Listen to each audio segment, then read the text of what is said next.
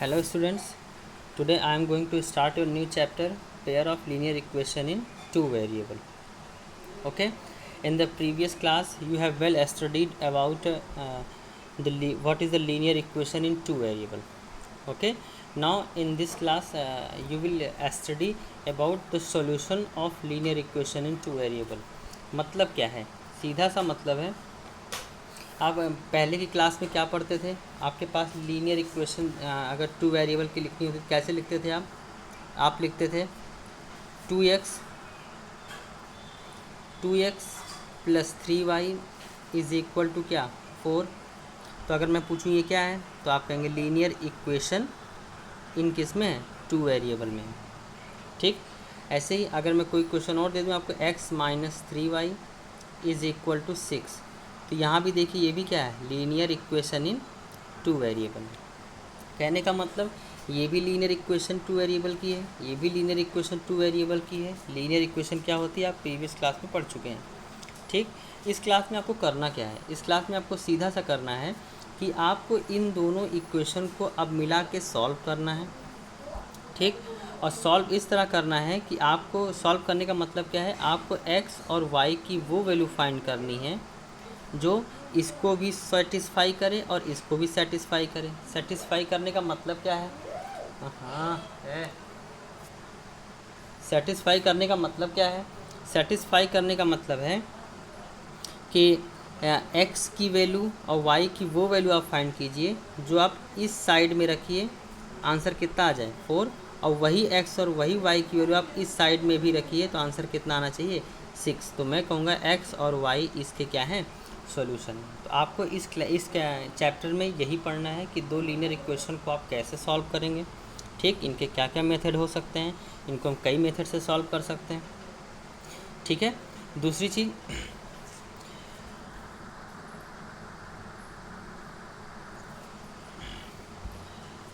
आपके कौन कौन से मेथड हो सकते हैं, linear equation in two variable को सॉल्व करने के कौन कौन से मेथड हो सकते हैं।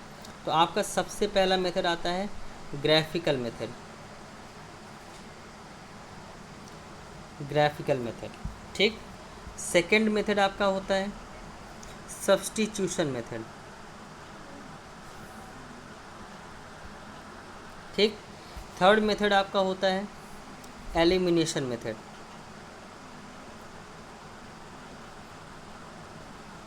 ठीक, ऐसे ही आपका फोर्थ मेथड होता है क्रॉस मल्टीप्लिकेशन मेथड।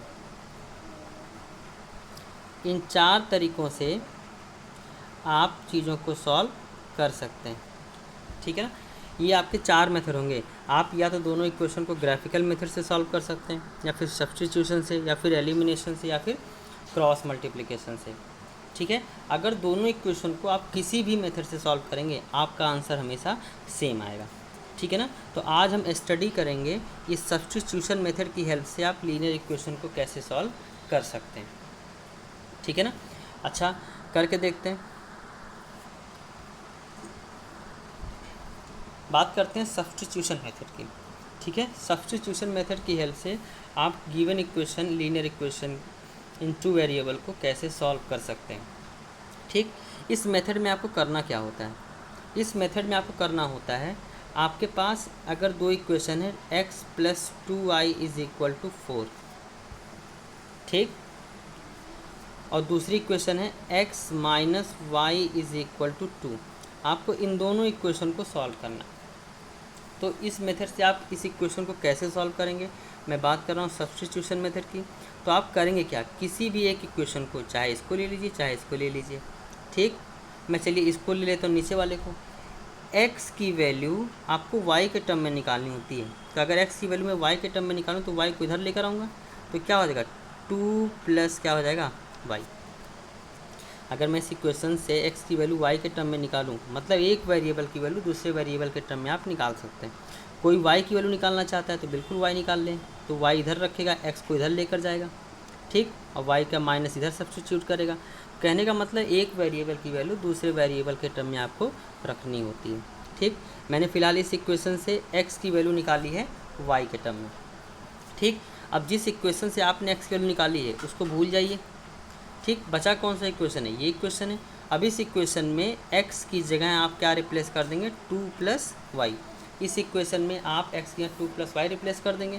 तो यहाँ पर मैं रख रहा हूँ x की जगह क्या रख देंगे, 2 + y मैंने इस वाले इक्वेशन में रख दी, ठीक।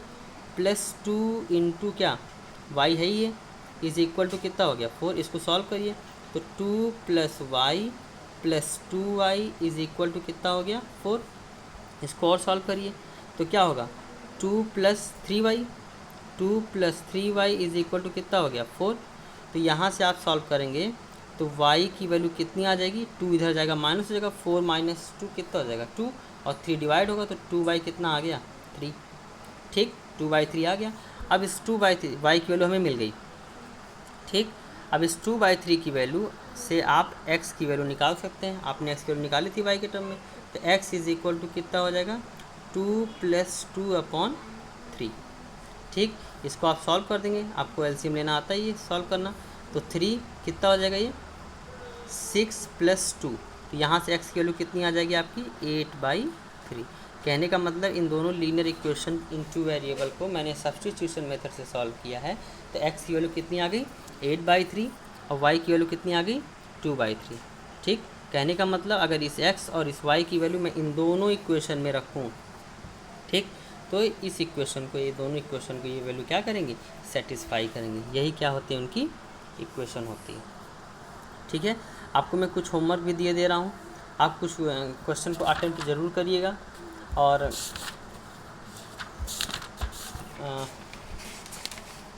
कुछ क्वेश्चन आप राइट कर लीजिए। आपका फर्स्ट क्वेश्चन है 11x + 15y is equal to -23 और 7x - 2y is equal to 20। इन दोनों इक्वेशन को सॉल्व करना है, ठीक। इनके आंसर भी मैं आपको दिए दे रहा हूँ। इसका जो आंसर होगा वो आएगा, इसका आंसर आएगा x इज इक्वल टू 2 और y इज इक्वल टू -3, इसका आंसर आएगा, ठीक। ये आंसर है, सॉल्व करिएगा सब्स्टिट्यूशन मेथड से। अगर मैं सेकंड की बात करूँ तो सेकंड इक्वेशन में लिख लीजिए 3x - 7y is +10 is equal to क्या 0। ऐसे ही y - 2x - 3 is equal to क्या 0। इसको सॉल्व करिएगा, इसका भी आंसर मैं आपको दे देता हूँ, x इज इक्वल टू -1 और y इज इक्वल टू 1, ठीक। ये दोनों आंसर हैं इन दोनों के, ठीक है। आप सॉल्व करिएगा। चलिए और भी कुछ क्वेश्चन मैं आपको दे देता हूँ। आपके पास है तीसरा क्वेश्चन, लिख लीजिएगा ज़रा। तीसरा क्वेश्चन है x/3 + y/4। ये डिवीज़न को देख के मत डरिएगा, ठीक। आप x की वैल्यू y के टर्म में निकालेंगे, y को इधर लेकर जाइएगा, ठीक है ना, और x की वैल्यू निकालिएगा, ठीक है। अच्छा, ऐसे ही 6 - y/3 इज इक्वल टू -7। इसका आंसर मैं आपको दे देता हूँ। इसका आंसर है x इज इक्वल टू 6 और y इज इक्वल टू 36, इसका आंसर आएगा, ठीक है ना। ये आपका थर्ड क्वेश्चन हो जाएगा।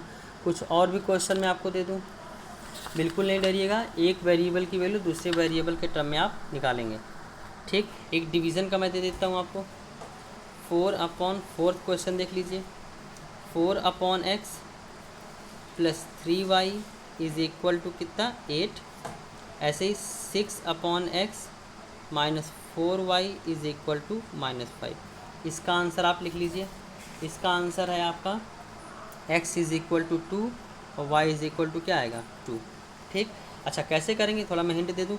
आप x की वैल्यू y के टर्म में निकालिए, y की वैल्यू x के टर्म में, किसी भी टर्म में निकाल सकते। चलिए मैं y की निकाल लेता हूँ, तो क्या हो जाएगा 3y is equal to 8 - 4/x, ठीक।